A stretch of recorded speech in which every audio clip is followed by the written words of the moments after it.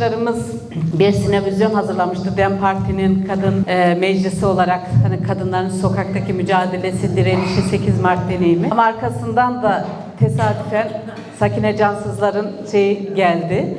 Aslında bence anlamlı bir şey olmuş oldu. Çünkü bugünleri yaratmak öyle kolay olmadı. Çok büyük emek, çok büyük bedelle bugünlere geldik. Kadın özgürlük mücadelesinde yaşamını yitirenleri buradan Sakine Cansız, Fidan Doğan, Leyla Şailemez, Arim Mirkan ve daha niceleri şahsında saygıyla selamlıyorum. Onların anısını veriyorum. Zaten 8 Mart'ta öylesine bir gün değil. 8 Mart'ta 1857'de eşit işe eşit ücret talebiyle direnen kadınlar politik mücadele açısından, yani bu bir politik mücadeledir. Sadece ekmek mücadelesi değil. Yani eşit işe eşit ücret talebi, erkeklerle aynı işi yapıyoruz. Hatta daha çok çalışıyoruz. O zaman neden biz daha düşük ücret alıyoruz diye isyan eden kadınlar şimdi değil. Şimdiden çok 100 yıl önce belki kapitalizmin gelişimiyle birlikte kadınlar buna karşı direndi, mücadele etti, bedelini ödedi. Sadece burada da değil. İşte 25 Kasım kadına yönelik şiddetle mücadele günü değil mi? Mirabel kardeşleri anlatıyoruz. Mirabel kardeşler faşizme, diktatörlüğe baş kaldırdılar.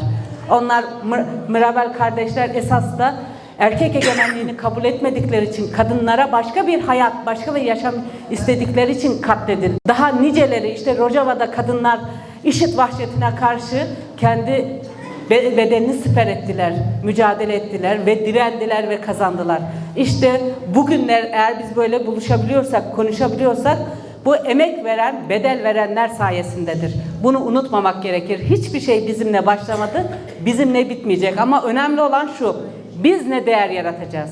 Biz bizden sonraki kuşaklara, bizden sonrakilerine ne değer yaratacağız, o önemli. Şimdi Orta Doğu gibi bir yerde, savaş ve çatışmanın olduğu bir yerde biz buluşuyoruz. İran'a bir müdahale oldu. Şu an İran'da yoğun bir savaş yaşanıyor. 3. paylaşım savaşı yeni bir aşamaya geldi. Şimdi bu savaş ve çatışmanın ortasında kadınlar olarak savaşa hayır, barış hemen şimdi demeye devam ediyoruz. Ve kadınlar olarak diyoruz ki biz erkek egemenliğini istemiyoruz. Erkek egemenliği kadınlara savaş açıyor. Kadınlara nefes aldırmıyor. Savaşları da istemiyoruz. Bu savaşları kadınlar çıkarmadı. Ama bedelini biz kadınlar ödüyoruz. Bakın İran rejimi, değil mi? Arkadaşımız sunum yaparken Jinjiyan Azadi isyanlarından bahsetti. Niye ortaya çıktı Jinjiyan Azadi?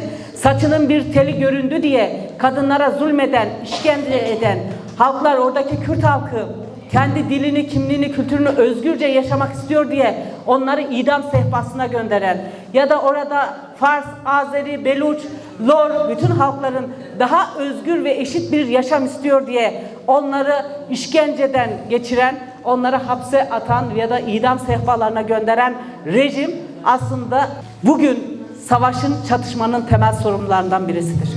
Biz biliyoruz tabii ki emperyalist müdahaleler hiçbir yere özgürlük getirmez. Ama Jinjiyan Azadi isyanında eğer rejim, İran rejimi halkı dinleseydi, kadınları dinleseydi, halkın dediği gibi demokratik bir rejim inşa etseydi, kadınlara özgürlük alanı tanısaydı, halklara özgürlük alanı tanısaydı, bugün bu müdahaleyi yaşamayacaktı. O açıdan bu müdahalelerin ortadan kalkması açısından demokratik bir sistem, demokratik bir yaşamın inşası gerekir. Bu sadece İran rejiminin de sorunu değil. Aslında Orta Doğu'da son dönemlerde inşa edilen erkek egemen kapitalist rejimler demokrasi ve özgürlükleri ortadan kaldırıyor. Demokrasi ve özgürlüklerin olmadığı ortamda yaşam yok demek, ölüm var demektir. Biz işte kadınlar olarak buna da karşıyız. Halkların eşitliğini, özgürlüğünü esas alan, herkesin kendi dilini, kimliğini, kültürünü özgürce yaşayabildiği, yönetimlerde söz sahibi olduğu demokratik bir cumhuriyet, demokratik bir yönetim. Bununla ancak mümkün olur. Biz buna 3. çizgi diyoruz. Yani iki kötüyü seçmek zorunda değiliz. Halklar olarak, kadınlar olarak kendimize başka bir yaşam seçebiliriz, başka bir hayat seçebiliriz. İşte biz o yüzden buradayız. Başka bir hayat için buradayız.